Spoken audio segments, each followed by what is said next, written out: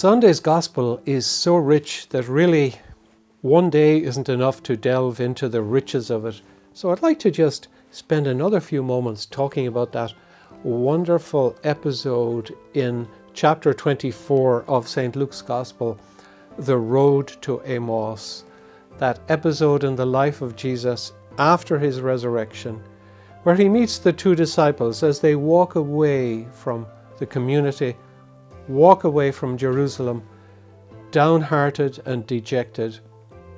Jesus joins them, walks with them, and listens to them as they tell their human story of their hopes and dreams, and then of their great disappointment that the one that they thought would be the Savior, who would bring Israel into a new era, how he suffered and died, was crucified, and as far as they were concerned, that was the end of it. And Jesus listens, and then he begins to explain the scriptures to them, and their hearts begin to burn. He listens to their human story and lifts it up into the great divine drama, the great divine story.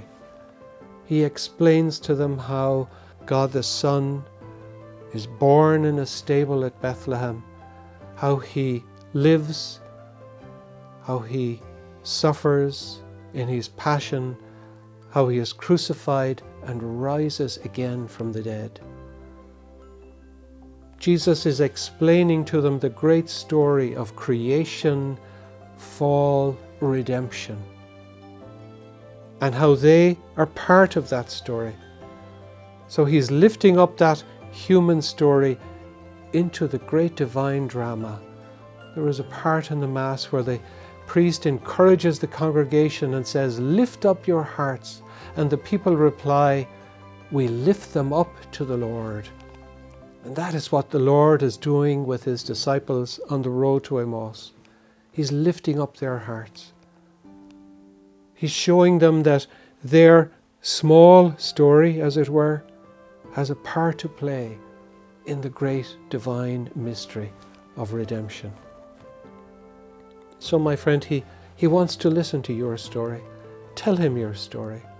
He wants to listen to my story.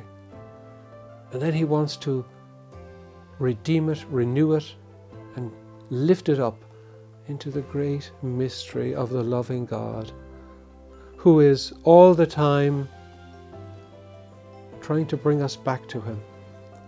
We who stray so often in a world which is so broken, he wants to bring it healing to human hearts.